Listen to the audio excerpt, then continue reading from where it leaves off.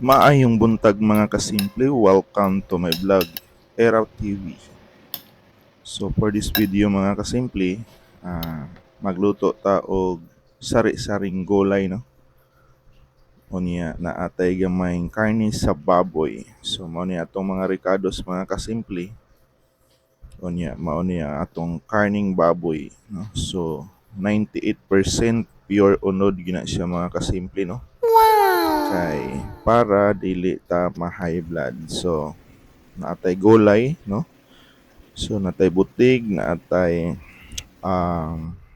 sayote, kalabasa, o niya naapod tay repolyo o gibutangan po nato ni siya sikwa og batong mga kasimple. So mao ni no ang proseso. So ato ni siyang gisahon ang atong mga lamas o niya ato dihang isunod pag-isa ang ato ang karning baboy mga kasimple.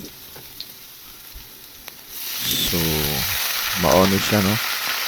Unya dili lang sa nato kayon kay mo pay pagtug pa sa kaha, so nipilit pa na siya mga kasimple no. So mga after 1 minute usa na nato siya o kayon. Unya ato na siyang pahumokon mga kasimple. So kani nga tay mga kasimple no, kay ako na ni siyang gipahumok pinaagi sa pagpabukal mga almost 45 minutes na. So ato nang ibutang atong mga gulay-gulay. Mao ni akong giunag butang ang atong sayote.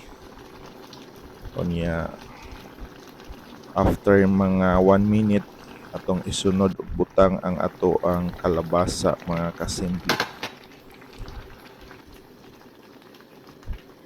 Og ato na siyang imikos-mikos. Og ato na pong isunod pagbutang ang ato ang repolyo mga kasimple. So isunod na to ang ato ang batong. Unya isunod sa nato ang atong sikwa. So ganahan gid ko aning mubutang og sikwa mga kasimple no, kay nagkatiguang ko humuta na sad ko sikwa sa panahon nga medyo bata-bata pa, kontra sa ginako kayo ang baho sa sikwa. So lahi-lahi gid no. Nay lahi-lahi ang ang panahon mga kasimple no. So naluto na siya mga kasimple no, o ato na siyang giandam para sa ato ang pamahaw.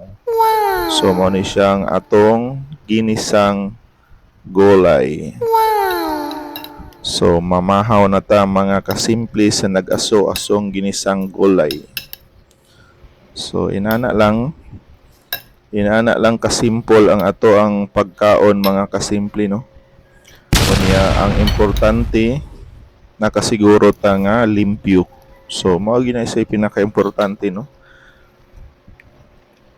Regardless kung malamian ang uban or dili lamian sa atong timpla, ang importante limpyo.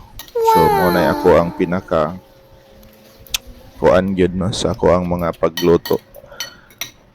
Limpyo, bahalag dili kayo lami. So inana lang. So mao ni ang ato ang pamahaw. So katupong nag-andam diha no